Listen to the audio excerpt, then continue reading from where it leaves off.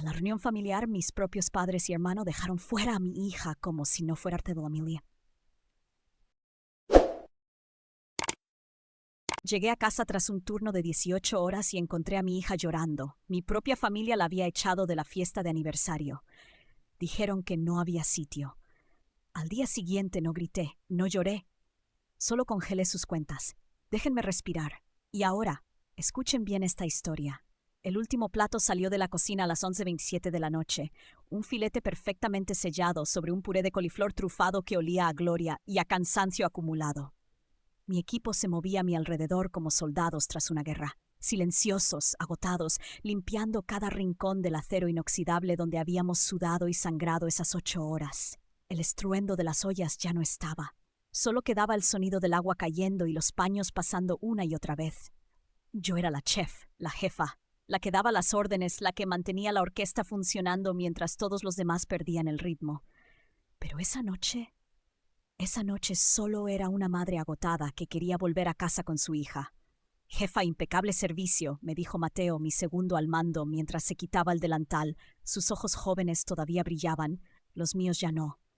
Los míos solo ardían con una mezcla de orgullo y rabia reprimida. Lo hicimos bien, Mateo. Vete a casa. Descansa, le dije mientras me quitaba mi propio delantal manchado con vino tinto y salsa de frambuesa. Subí a mi auto, ese auto que olía a cuero viejo y a soledad. Manejé por las calles muertas de la ciudad como siempre lo hacía después de cada batalla. Los semáforos cambiaban de color para nadie, las sombras de los edificios parecían burlarse de mí. Y por primera vez en toda la noche mi mente se calmó. Dejó de pensar en órdenes y cocción y comenzó a pensar en ella, Sofía, mi hija, mi vida, mi único refugio. Llegué a casa, nuestra casa, pequeña, cálida, tranquila. Entré sin hacer ruido. Quería abrazarla, quería verla dormir en paz, pero no. La luz de la sala estaba encendida y allí estaba ella, en el sofá, con los auriculares puestos dibujando y con los ojos hinchados de tanto llorar. Mi corazón se rompió en 1000 pedazos, mi rabia creció como una tormenta. Mi hija, mi niña, la misma que esperó toda la semana a la maldita fiesta de aniversario, y ellos le dijeron que no había sitio para ella, mis padres, mi hermano, mi maldita familia. Sofía levantó la vista de su tableta y una sonrisa iluminó su rostro. Esa sonrisa era la única reseña de 5 estrellas que realmente me importaba. «Hola, mamá. ¿Noche difícil?» «La de siempre», dije, dejando las llaves en el cuenco de la entrada. «¿Y tú? ¿Todo bien?» «Sí, terminando un proyecto. ¿Tienes hambre?» Siempre tenía hambre, pero no de la comida que cocinaba para otros. Mi hambre era más simple, más visceral. Me quité los zapatos. Sentí el alivio en mis pies adoloridos y fui directo a la cocina. Abrí el refrigerador y ahí estaba esperándome en una olla, sopa de lima, la que yo misma le enseñé a preparar, la receta de Lía. Calenté un tazón en el microondas. El aroma cítrico y especiado llenó la cocina y por un momento, por un instante doloroso, fue como si Lía estuviera allí, apoyada en el marco de la puerta, sonriéndome. Sofía se acercó y se sentó en el taburete de la barra. «Huele delicioso, Sophie. Mejor que la mía». Ella rió. «Claro que no. La tuya es la original». Mientras comía, el calor de la sopa me llenaba el pecho, disolviendo la armadura que siempre llevaba puesta. Ya no era la chef reconocida. Solo era una madre, agotada pero presente. Hablamos de su día, de un profesor que la hacía reír, de una amiga que tenía problemas con un chico. Era nuestra rutina, nuestro refugio. Entonces mi teléfono vibró sobre la encimera.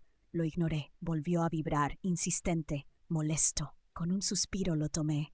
Era Ricardo, mi hermano mayor. Contesté, ya con la voz teñida de ese cansancio que se acumula en los huesos. «¿Hasta que te dignas a contestar?», dijo con ese tono suyo tan típico, familiaridad fingida y rencor apenas disimulado. «Llamo por lo de la fiesta. El aniversario de oro de mis papás, ¿te acuerdas?» «Sí, Ricardo, me acuerdo. Es en 2 semanas. Exacto. Y como tú eres la señora exitosa, la que tiene restaurantes, la que sale en revistas, hemos pensado que te toca el regalo principal, algo grande, un crucero por el Caribe. ¿Qué te parece? Ya lo organicé todo. Solo necesito que transfieras el dinero». Cerré los ojos. La sopa me cayó como una piedra. Sofía me miraba. Ya no sonreía. Esa expresión preocupada en su rostro me desgarró. La había visto demasiadas veces. A su edad no debería conocer esa clase de tensión. «Ricardo, ya hablamos de esto. Voy a darles mi propio regalo. No pienso pagar un crucero». Hubo un silencio espeso y luego su risa. Esa risa suya vacía, burlona. «Claro, La gran Mariana siempre tiene que ser especial. Nunca puedes hacer algo en conjunto, ¿verdad? Siempre a tu manera. No se trata de eso. Sí se trata de eso, me interrumpió perdiendo la compostura. Mira, hermana, por una vez en tu vida no puedes comportarte como se debe, actuar como una hija de verdad. Esa frase, esa maldita frase, no era suya, era de mi padre. La había usado conmigo toda la vida. Un cuchillo disfrazado de consejo, una puñalada en voz baja. Sentí un frío recorrerme la espalda. Sofía bajó la vista a su tableta fingiendo no escuchar, pero vi cómo se tensaban sus hombros. El aroma de la sopa de Lía desapareció. En su lugar, el aire se llenó con el olor pútrido de una herida vieja. La frase de mi padre, saliendo de la boca de mi hermano, fue la llave oxidada que abrió una puerta que había cerrado con dolor y rabia. De repente, ya no estaba en mi cocina. Estaba 10 años atrás en una habitación de hospital que olía a antiséptico y a miedo. Lía estaba pálida, más delgada que nunca, pero sus ojos aún tenían ese fuego que me enamoró. Estaba conectada a una máquina que hacía un pitido suave constante. Ese sonido se convirtió en la banda sonora de mis pesadillas por años. Sofía, con apenas 6 años, estaba en casa con una niñera. Éramos solo Lía y yo, suspendidos en ese maldito limbo antes del final. Esa tarde habíamos discutido, no a gritos, peor. Fue de esas peleas susurradas, llenas de tensión, que duelen más que cualquier alarido. ¿El motivo? Mi familia, como siempre. Ricardo había vuelto a tomar dinero de la caja de la panadería familiar, una suma grande para otra de sus inversiones, que, como siempre, resultó ser una estafa. Mi padre lo había encubierto y después me llamó a mí, la hija responsable, la que arregla todo, la que se traga su orgullo y paga en silencio. Y, como siempre, lo hice. Lía me tomó la mano. Su piel era frágil como el papel. «Mari», susurró. Apenas un hilo de voz. «Esto no puede seguir así». Fue una emergencia, amor, lo de la panadería. No hablo de la panadería, hablo de ti. Te están desangrando, te están robando el alma, el dinero, la energía. No te respetan, solo te usan. Son mi familia, Lía. Es complicado. Lo sé, dijo y luego tosió. Un sonido seco, crudo, horrible. Pero Sofía y yo también somos tu familia, de verdad, la que debería estar primero. Pon un límite, por favor. Hazlo por mí, hazlo por Sofía. Prométeme que vas a dejar de ser su red de seguridad. La miré. Sus ojos dilatados por el dolor me suplicaban, y en ellos vi una verdad que yo no quería aceptar. Me sentí tan avergonzada, tan miserable. Te lo prometo, Lía. Te lo juro. Pondré un límite. Ella sonrió. Una sombra tenue de la sonrisa que antes encendía habitaciones enteras. «Está bien», susurró, y cerró los ojos para descansar. Esa fue la última conversación coherente que tuvimos. Murió 2 días después. Yo estaba ahí. Sostenía la misma mano que me pidió que me defendiera, que la defendiera. La promesa quedó flotando en ese aire estéril sin cumplirse. Se deshizo como humo entre máquinas frías y paredes blancas. Meses después, la panadería, el sol de la mañana, el orgullo de mi abuelo, estaba al borde del colapso. La mala gestión de mi padre, las deudas de Ricardo, todo había llevado ese lugar sagrado al abismo. Mi padre, claro, me llamó. No como padre a una hija. Me llamó como un patrón llama a su herramienta. Nos sentamos en la pequeña oficina de la panadería. Olía a levadura y a desesperación. Mi padre colocó los libros de contabilidad sobre el escritorio. Un completo desastre. «No podemos más, Mariana. Se acabó». Vi el sueño de mi abuelo hecho cenizas. Vi nuestro apellido a punto de arrastrarse por el lodo y pensé en Sofía, y pensé en mi promesa a Lía. Dejar que todo se viniera abajo era poner un límite, o era simplemente rendirme.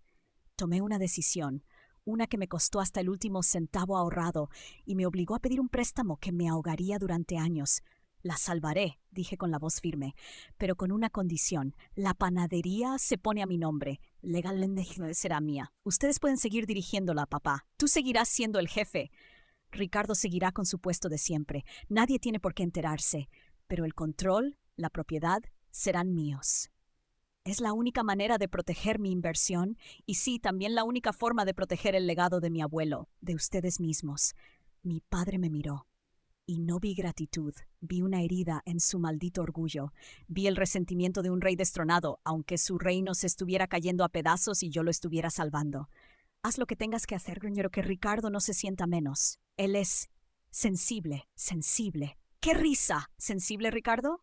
Yo, que acababa de perder a mi esposa, que criaba a una hija sola, que trabajaba 16 horas al día, que estaba hundiéndome en deudas para salvarlos a todos, y encima tenía que preocuparme por no herir los sentimientos del parásito de Ricardo. Firmamos los papeles, invertí el dinero, la panadería se salvó, y yo me convertí en la dueña silenciosa, el fantasma benefactor cuya generosidad no fue vista como un regalo, sino como una maldita obligación. Mi promesa a Lía se retorció. Ya no era un escudo, era una cadena dorada que yo misma me até al cuello. No puse un límite, solo construí una jaula más grande para ellos, pagada con mi alma. No, Ricardo, no voy a pagar el crucero, repetí al teléfono. Esta vez mi voz no tenía emoción alguna. Era la misma voz que usaba en la cocina cuando un novato arruinaba un plato carísimo. Fría, seca, inapelable. Les compraré un regalo. Algo personal. Es mi última palabra.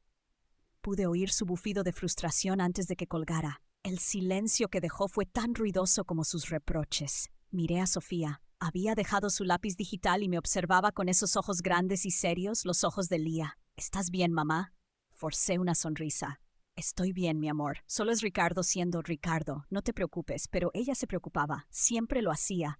Tenía esa sensibilidad rara, un don y una condena al mismo tiempo.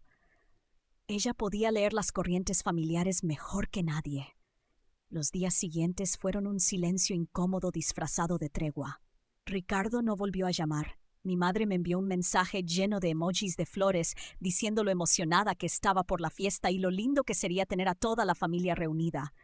Un guante de seda para un puño de hierro. Una tarde, mientras ayudaba a Sofía con su tarea de química, ella me dijo algo que me dejó helada. «Mamá, creo que debería ir a la fiesta». La miré. Dejé a medio resolver la ecuación que estábamos viendo. «¿Estás segura, hija? ¿Sabes cómo se ponen las cosas?» «Lo sé, pero son mis abuelos. Quiero intentarlo». «Quizás si voy, si estoy allí, las cosas puedan ser diferentes. Puedo hablar con la abuela, ayudarla con los preparativos, demostrarles que nos importan». Su optimismo dolía. Era puro, casi infantil. Era el mismo que yo solía tener antes de que me lo arrancaran a pedazos. Quise protegerla, envolverla en algodones, decirle que esta familia no recompensa la buena voluntad, que la destruye. Pero entonces vi la firmeza en su rostro. Tenía 16 años. Quería tomar sus propias decisiones. Quería tener sus propias relaciones con sus abuelos, con su tío. ¿Quién era yo para negárselo? Tal vez tenía razón. Tal vez mi propio cinismo, forjado con años de decepción, me había nublado la vista. Tal vez ella podía construir ese puente que yo nunca logré. Y luego estaba Lía, su sombra, su voz, su promesa. Proteger a Sofía no era aislarla, era estar lista para recoger sus pedazos si se rompía. La duda me carcomía. «Está bien», dije al fin contra mi propio instinto. «Puedes ir, pero ese día trabajo hasta tarde, tendrías que irte sola». Sus ojos se iluminaron. «¿De verdad? Gracias, mamá. No te preocupes, seré súper cuidadosa al conducir y les llevaré un regalo de mi parte». En ese momento vi a Sofía no como una niña, sino como una joven mujer intentando navegar en el mapa imposible de las lealtades familiares. Y sentí orgullo, un orgullo teñido de miedo, de ese miedo que solo las madres entendemos. Al día siguiente, en el restaurante, le conté a Mateo mi decisión durante el descanso entre el almuerzo y la cena. Estábamos sentadas atrás en el callejón, el único sitio donde se podía respirar sin que oliera a ajo o grasa. Mateo dio una calada larga a su cigarro y exhaló lento. «Jefa, con todo respeto, es mala idea. Es su decisión, vale. Pero esa gente no juega limpio. Usted les salvó el pellejo, les dio todo. Y aún así la tratan como si les debiera algo. Van a usar a Sofía para llegar a usted. Es lo que hacen». «Quizá esta vez sea diferente», dije, pero incluso para mí las palabras sonaron huecas.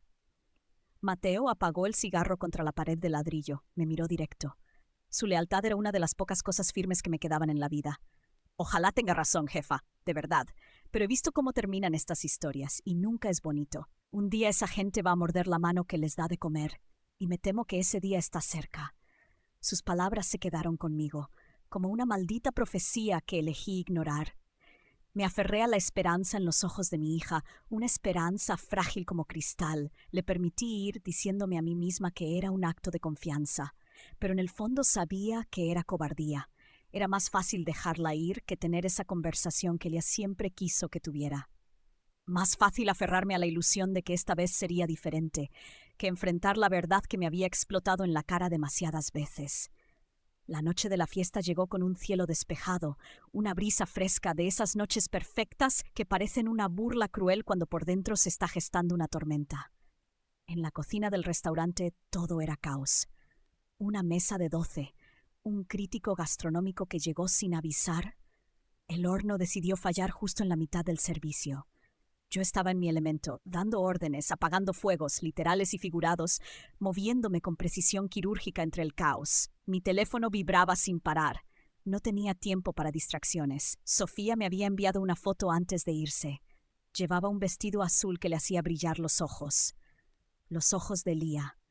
El cabello recogido con cuidado, una pequeña caja en las manos envuelta con papel brillante. Lista. Te quiero, mamá. Nos vemos al rato, decía el mensaje. Le respondí con un corazón tragándome la ansiedad, esa punzada fea de presentimiento. No fue hasta pasadas las 10 de la noche, cuando salió el último postre y el caos disminuyó, que pude mirar el teléfono otra vez. No había más mensajes. Quise pensar que se estaba divirtiendo, que estaba hablando con sus abuelos, que tal vez, solo tal vez, yo estaba equivocada y ella tenía razón. Llegué a casa casi a la medianoche. La casa estaba en completo silencio. Esperaba encontrarla dormida, agotada por la fiesta. Pero cuando entré al salón, ahí estaba, hecha un ovillo en el sofá, todavía con el vestido azul puesto.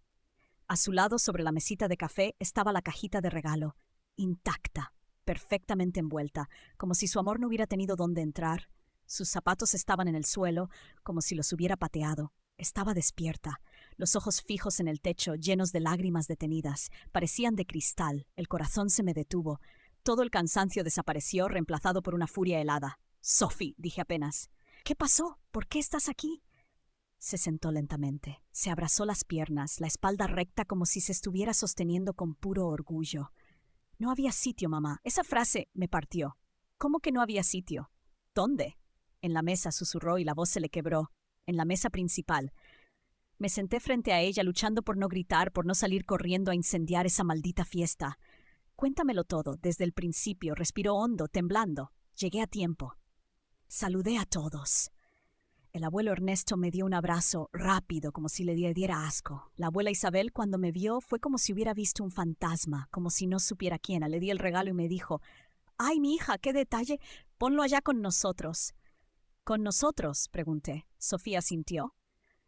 Después, cuando todos se empezaron a sentar, busqué mi nombre. No estaba. Fui con la abuela y le pregunté dónde me sentaba, y ella me dijo: «Ay, mija, es que la mesa principal es solo para la familia más cercana, pero no te preocupes, te pusimos allá». «¿Allá dónde?», dije. Mi voz ya no era mía. Señaló una mesita en la esquina con los hijos de los vecinos, unos niños, 10 y 12 años. Ahí me sentaron. Cerré los puños. Mis uñas se clavaron en mis palmas. La familia más cercana, así lo dijo, y me imaginé al primo Daniel, el idiota de hijo de Ricardo, sentado al lado del abuelo en mi lugar. «¿Y qué hiciste?» Me senté allí 30 minutos. Nadie me habló. Los niños jugaban con sus teléfonos. Vi al abuelo levantarse a hacer un brindis. Su voz se quebró. Dijo que estaba muy orgulloso de Ricardo y que Ricardo era el verdadero pilar de la familia. «¿No te mencionó mamá?» La rabia en mí dejó de ser fuego. Se volvió piedra, pesada, imparable. Después de eso me levanté y me fui. Nadie se dio cuenta, o si lo hicieron no les importó. Miró la caja del regalo, pequeña, envuelta con amor. Con su propio dinero. Nadie la abrió, nadie la agradeció, nadie la vio. No fue un descuido, fue un mensaje cruel, frío, calculado. «Tú no perteneces aquí. Tú y tu madre no son nuestra familia cercana». Me arrodillé frente a ella. Le aparté el cabello del rostro. En sus ojos vi a Lía, suplicándome, recordándome la promesa que rompí. «Mamá, ¿hice algo mal?», susurró Sofía. Esa pregunta, esa maldita pregunta, me rompió. «No, mi amor», dije con la voz rasposa. «Tú no hiciste nada mal. Eres perfecta. El error no es tuyo, es de ellos». La abracé, se aferró a mí con esos sollozos ahogados que te destrozan desde adentro. Y yo la sostuve. La sostuve no solo para consolarla, sino para contener la furia volcánica que estaba creciendo dentro de mí. No era rabia explosiva. Era una furia geológica, de esas que cambian el curso de los ríos, que destruyen montañas, que arrasan con todo. Nos quedamos así hasta que se quedó dormida, agotada. La llevé a su cuarto. La arropé con el vestido azul todavía puesto. Le di un beso en la frente y apagué la luz. Pero yo no dormí. Mi casa era silencio, mi cabeza una tormenta. Bajé a la cocina, vi su sopa a medio comer, vi su mochila, su cuaderno de química, vi nuestra vida, violada por una familia que nunca nos vio como propias. Mis pies me llevaron a mi estudio. Allí, entre polvo y libros, busqué algo que no sabía que necesitaba. El cuaderno de recetas de Lía, desgastado, con flores ya descoloridas. Lo abrí. No buscaba una receta, buscaba a ella. Pasé las páginas. Tortilla, mole, pastel. Cada título era un pedazo de mi historia. Entonces llegué a una página diferente. No era una receta, era una nota, escrita con su letra temblorosa de sus últimos días. Mari, no olvides quién eres. No dejes que te conviertan en lo que ellos necesitan que seas. Eres más que su solución. Eres el mundo de Sofía y fuiste el mío. Sé la mujer que sé que eres, fuerte, valiente, libre. Y en ese momento lo supe. Algo tenía que cambiar. Parch si una tres. Libre. Una palabra que casi había olvidado. Durante 10 años viví en una prisión hecha por mí misma, llamada responsabilidad familiar. Una prisión construida con los ladrillos del deber, pero cimentada por el miedo, por la culpa, por el maldito qué dirán. Permití que su desprecio, su manipulación y su egoísmo dictaran mis decisiones. Les compré la paz a costa de mi salud, de mi dignidad, y ahora cruzaron la última línea. Usaron a mi hija, la única cosa pura y buena en mi vida. La usaron como un arma para herirme. La promesa que le hice a Lía en su lecho de muerte me golpeó con fuerza. Prometí poner un límite, y fallé. Le fallé a ella, y al fallarle a ella, le fallé a Sofía. Cerré el cuaderno con sumo cuidado, como quien cierra un relicario sagrado. La rabia fría que hervía dentro de mí se volvió otra cosa. Se volvió cristalina, precisa, letal. Ya no había dudas, ya no había discusión interna. La guerra silenciosa que mi familia había librado contra mí por años acababa de terminar. Porque yo, la pacífica, la que aguantaba, la que perdonaba, yo iba a lanzar el último ataque. Y esta vez no iba a haber supervivientes. No era venganza. La venganza es sucia, desordenada. No. Esto era justicia. Esto era equilibrio. Esto era reconstrucción. ¿No querían que Sofía y yo fuéramos familia cercana? Perfecto, iba a enseñarles el verdadero significado de la distancia. Me senté en la oscuridad de mi estudio, el cuaderno de Lía sobre mis piernas, y esperé a que amaneciera. Por primera vez en 10 años sabía exactamente lo que tenía que hacer. Y no temblaba. El amanecer llegó con una luz gris y vacilante. Yo no había dormido. No estaba planeando. Estaba transformándome. De víctima a arquitecta de mi propio destino. Me levanté. Mi cuerpo dolía, pero mi mente estaba serena. Serenidad peligrosa, la de quien ya no tiene nada que perder. Sofía seguía dormida. Me asomé a su habitación. Su rostro tranquilo, inocente, sin saber que su madre acababa de declararle la guerra al pasado. Me duché.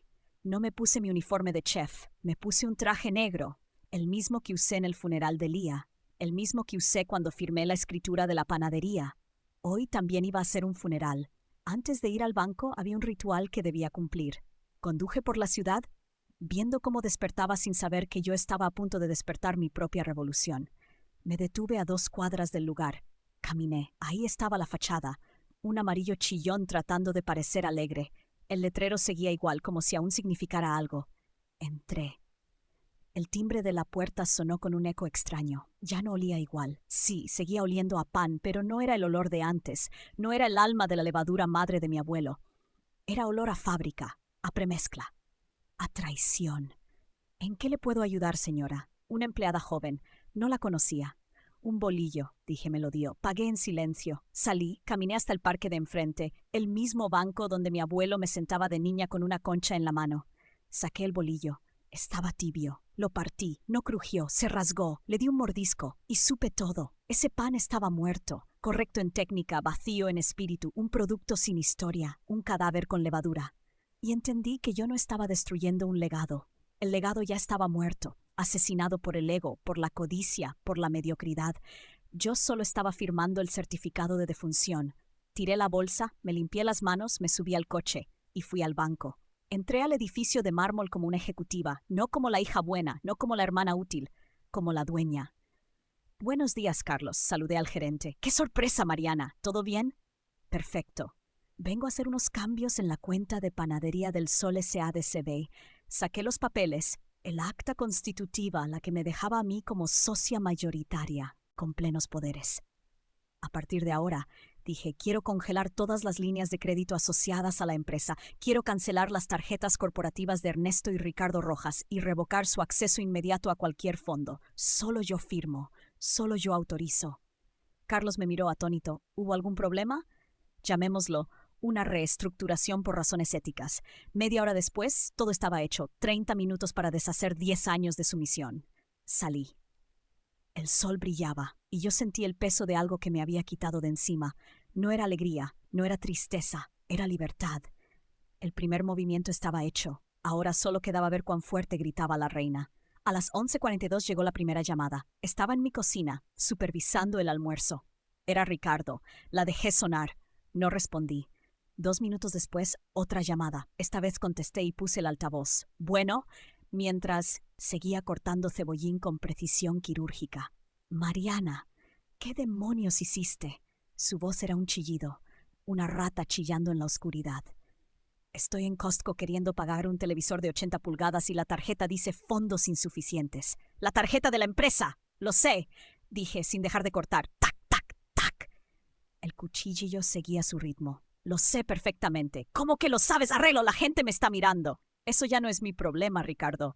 Llama al banco. Oh, espera, ya no puedes. No tienes autoridad. Silencio. Silencio puro. Silencio de derrota. Y por primera vez en años, sonreí. Podía oír su respiración agitada. ¿De qué estás hablando? ¿Te volviste loca? No, respondí con la voz firme mientras limpiaba el cuchillo. Todo lo contrario. Creo que por primera vez en 10 años estoy completamente cuerda. Colgué. El sonido del cuchillo golpeando la tabla era lo único que se oía en mi rincón de la cocina. Mateo, que estaba cerca, me lanzó una mirada mezcla de shock y aprobación. Asentí. No necesita su validación, pero agradecí no estar completamente sola. La tercera llamada llegó 20 minutos después. Era mi padre. Su voz era un rugido viejo, gastado, un león sin selva. ¿Se puede saber qué significa esto? Ricardo me acaba de llamar. Esto es un error, ¿verdad? Un error del banco. No, papá, no es ningún error, dije mientras sazonaba un filete de salmón con una calma que a mí misma me sorprendía. No me hables en ese tono. Soy tu padre. Exijo una explicación. La panadería va a seguir operando. A partir de ahora todos los pagos los autorizo yo. Y punto. Se acabaron los televisores, los viajes y las suscripciones ridículas que nadie puede justificar.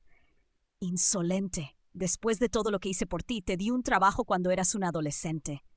Y yo te salvé el negocio cuando lo llevaste a la quiebra. Estamos a mano, creo. Colgué. La rabia me ardía en la garganta, pero mi mano no temblaba. Mi pulso seguía firme, más firme que nunca. La cuarta llamada fue de mi madre. ¿Y esa? Esa fue la peor. No gritó al principio. No, ella usó su arma preferida, la culpa. Hijita, ¿qué pasa? Tu padre está muy alterado, le va a subir la presión. ¿Por qué nos haces esto? Somos tu familia. Mamá, no voy a discutir esto por teléfono. Claro que no. Porque eres una cobarde. Siempre lo has sido. Te escondes detrás de tus restaurantes y tus cuentas bancarias. Pero no tienes corazón. Esa mujer, tu esposa, que en paz descanse, te ablandó el cerebro y te alejó de nosotros. La mención de Lía fue el cruce de una línea que no se perdona. No vuelvas a mencionar a Lía, nunca, dije con un susurro que cortaba como vidrio helado. Esta conversación ha terminado. No, no ha terminado, gritó. Su máscara de mártir se resquebrajó, la voz se le desbordaba en histeria. Si haces esto, si nos humillas así, ¿ya no eres nuestra hija? ¿Me oyes? Ya no tienes familia. Gracias por la aclaración, mamá. Era justo lo que necesitaba escuchar, y colgué. Apagué el teléfono, lo metí en mi casillero. El bombardeo cesó, pero el eco todavía rugía dentro de mi cabeza. Lo más revelador no fue lo que dijeron, fue lo que no dijeron.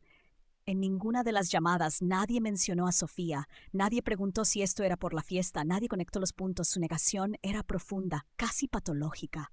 Vivían tan hundidos en su ego que la idea de que sus actos pudieran tener consecuencias les resultaba alienígena. En medio del caos del almuerzo sentí una vibración en el bolsillo. Era mi teléfono personal, el que siempre mantengo encendido por si Sofía me necesita. Número desconocido. Dudé, pero contesté. ¿Hola? Soy yo, tu tía Elena. La hermana de mi padre, la sensata, la que siempre se mantenía al margen del teatro familiar. Hola, tía. Perdona que te moleste. Acabo de hablar con tu madre. Está fuera de sí. Y tu padre igual. Dice algo raro una y otra vez. Que eres igual que tu madre. Igual que tu madre. ¿A qué se refiere? ¿Estás bien? ¿Qué pasó realmente en esa fiesta? Su voz era tranquila. No me acusaba, me preguntaba, me escuchaba. Fue la primera persona en todo el día que lo hacía. Y en ese momento, en medio del ruido, del calor, sentí una grieta en mi muro de hielo. Una fisura. Pequeña, humana, real. Mi voz se suavizó por primera vez en horas. Te llamo esta noche. Te contaré todo. Absolutamente todo. Y lo hice. Esa noche, durante más de una hora, le conté la historia entera.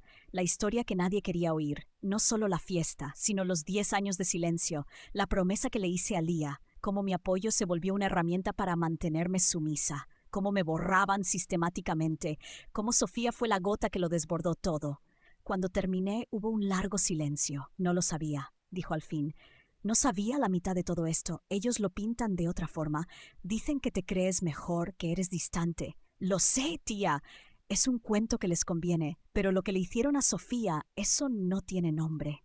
Y lo que tu padre dijo sobre ella y sobre Lía, Dios mío, gracias por escucharme, tía. No quería incomodarte. No, sobrina, has hecho bien, la verdad tiene un precio, pero el silencio a veces cuesta mucho más. Esa conversación fue un bálsamo, no cambió los hechos. Pero me hizo sentir menos sola en mi isla. Semanas después decidí qué hacer con la panadería. Mantenerla era mantener un cordón umbilical. Por muy controlado que estuviera, seguía conectada a ellos, y yo ya no quería ni un hilo. A través de mi abogado hice una oferta. Les vendería la panadería, no por su valor de mercado, sino por una suma simbólica, pero con una condición. Ellos asumirían todas las deudas operativas, toda la responsabilidad, todo. Era su oportunidad de por primera vez en su vida hacerse cargo. Además, como último gesto, no hacia ellos, sino hacia los empleados, ofrecí un plan de transición, Durante 3 meses, un gerente contratado por mí les enseñaría a administrar el negocio correctamente. Les daría las herramientas para tener éxito si es que realmente querían aprender. No era un acto de generosidad, era un acto de cierre. No buscaba su gratitud, buscaba mi libertad.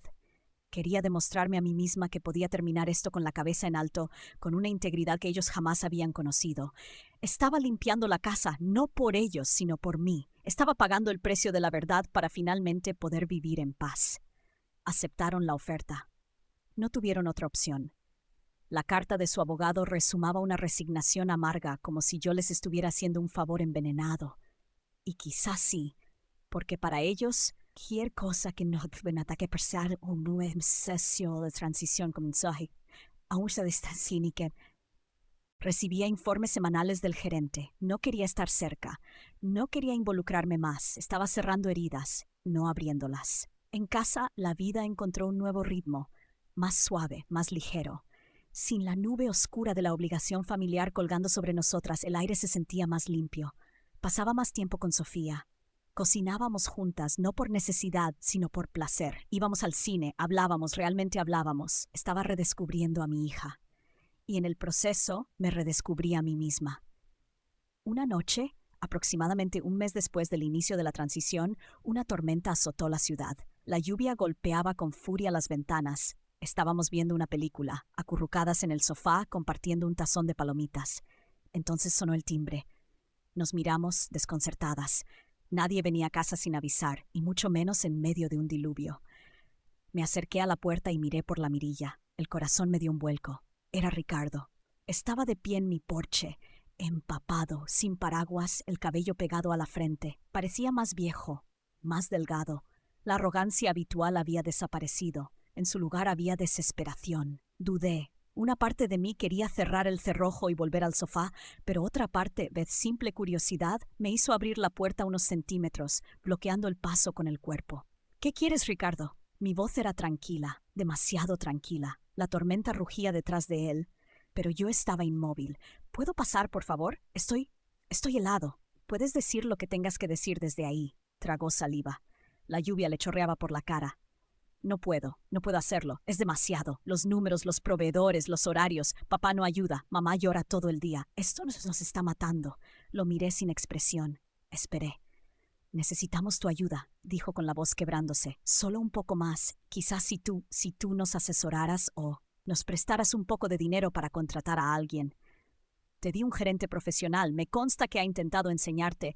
También me consta que has faltado a más de la mitad de las reuniones. Bajó la vista derrotado. Pequeño. No entiendo esas cosas. Tú sí. Siempre has sido la lista. Y entonces cometió el error final. Intentó jugar su última carta. Lía. Lía no hubiera querido esto, dijo con voz temblorosa. Ella amaba a la familia. Nunca hubiera querido vernos así, destruidos. Ese nombre, en su boca, usado como arma, como chantaje emocional, como excusa, como si Leah le perteneciera, fue gasolina arrojada sobre el fuego que yo creía haber extinguido. Di un paso al frente, salí al porche, sentí la lluvia en mi cara, me paré frente a él tan cerca que pude ver el miedo en sus ojos. No te atrevas, dije con voz baja, cargada de furia contenida, no te atrevas a usar su nombre para justificar tu mediocridad. Tú no tienes idea de lo que Leah hubiera querido. Su rostro se congeló. ¿Quieres saber lo que ella hubiera querido? Hubiera querido que yo protegiera a nuestra hija, que dejara de ser el felpudo de esta familia, que cumpliera la promesa que le hice el día que murió, y eso es precisamente lo que estoy haciendo. Me di la vuelta, entré a la casa y cerré la puerta en su cara. El sonido de su desesperación quedó sepultado bajo la tormenta. Apoyé la frente en la madera fría. Respiré hondo, había dicho la verdad en voz alta, y al hacerlo me había liberado. Esa visita marcó un punto de inflexión. Después de esa noche, algo cambió. Según los informes del gerente, Ricardo empezó a asistir a las reuniones. Dejó de quejarse, empezó a aprender. Torpe, lento, pero al menos lo intentaba. Mi padre simplemente desapareció del mapa. Pasaba los días en su sillón, un rey destronado, olvidado. La panadería sobrevivía a duras penas, pero por primera vez era su problema, no el mío. Un sábado por la tarde, unas semanas después, tocaron de nuevo a mi puerta. Miré por la mirilla. Esta vez era mi tía Elena. Llevaba un recipiente de plástico en las manos. Le abrí la puerta. La invité a pasar. Sofía estaba en su cuarto estudiando. «Hola, tía». «¡Qué sorpresa! Hola, hija». «No vengo como mensajera de nadie», dijo con una sonrisa triste. «Solo venía a verte a ti y a Sofía. Te traje un poco de mole, el que te gustaba de niña. Nos sentamos en la cocina». Sirvió un poco de mole. El aroma sabía a hogar, a un hogar que ya no existía. «¿Cómo están las cosas?», le pregunté más por cortesía que por interés. Suspiró. «Difíciles. Tu madre apenas sale. Tu padre está envejeciendo de golpe y Ricardo está intentando. Creo que por primera vez en su vida está asustado de verdad». Asentí en silencio. Entonces mi tía hizo algo que no esperaba. Sacó un viejo álbum de fotos de su bolso, lo puso sobre la mesa y lo abrió. Eran fotos de cuando Ricardo y yo éramos niños. Fotos de fiestas familiares, de vacaciones en la playa, de risas que ahora parecían de otra vida. «A veces me pregunto dónde se torció todo», dijo en voz baja mientras pasaba las páginas. Se detuvo en una foto de mi boda. Yo, joven, ingenua, sonriendo de oreja a oreja. Y a mi lado, Leah, tan radiante, hermosa, llena de vida que dolía solo mirarla. Mi tía Elena observó esa imagen durante un largo rato. «Ella era especial. Hija», dijo al fin, su voz cargada de ternura. Una luz demasiado pura para las tonterías de nuestra familia. Llamó a Sofía. Cuando mi hija entró en la cocina, mi tía le sonrió. «Sophie, ven, siéntate. Quiero mostrarte algo». Abrió el álbum en la foto de la boda. «Mira, esta era tu mamá, la mujer más fuerte y valiente que he conocido, y tú, mi niña, te pareces tanto a ella. Tienes su misma fuerza en los ojos». Sofía miró la foto. Sus dedos trazaron suavemente la imagen de su madre. Una lágrima le rodó por la mejilla. Pero no era de tristeza, era de conexión. Mi tía no vino a pedir perdón en nombre de nadie, no vino a tapar lo que estaba roto. Hizo algo mucho más valioso. Vino a reconocer la verdad, vino a honrar la memoria de Leah y al hacerlo le dio a mi hija algo que yo nunca hubiera podido darle. Una pieza de su madre, una raíz, una historia, un lazo con un linaje de mujeres fuertes. No fue una reconciliación con la familia. Fue la creación de un nuevo tipo de vínculo, entre tres mujeres heridas unidas no por la sangre ni la obligación, sino por el respeto y una verdad compartida. Cuando mi tía se fue, Sofía y yo nos quedamos mirando el álbum abierto. «Gracias por dejarla entrar, mamá», dijo en voz baja. «Gracias a ti por ser tan fuerte, mi niña». Esa tarde sentí una paz que no había sentido en más de 10 años. No era la paz de quien gana, era la paz de quien acepta. La absolución no vino de quienes me habían herido, vino de un lugar inesperado, de un gesto de bondad que no pedía nada a cambio. Y ese, descubrí, es el único tipo de perdón que realmente importa. Pasaron 2 años, 2 años de una tranquilidad casi desconocida. La panadería fue finalmente vendida. Ricardo y mi padre no pudieron mantenerla a flote. La vendieron a una cadena comercial por una fracción de su valor. No sentí nada, ni satisfacción, ni pena. Era como leer una noticia sobre extraños. Su historia ya no era la mía. El dinero que yo había invertido y que recuperé con creces gracias a mis finanzas ya estabilizadas, lo puse en un fondo para la Universidad de Sofía. Su futuro estaba asegurado. Con el resto, hice algo para mí. Abrí mi propio lugar, un restaurante pequeño íntimo con solo 10 mesas. Lo llamé Lía. No era un santuario, era una celebración. Un espacio lleno de luz, con frestas, y le quedas que soy, brother. Sofía se cumplió 20 años. Se había convertido en una joven impresionante, llena de confianza, con claridad sobre quién era y cuánto valía. La herida de aquella fiesta se había convertido en una cicatriz, un recordatorio no del dolor, sino de la fuerza que había descubierto en sí misma.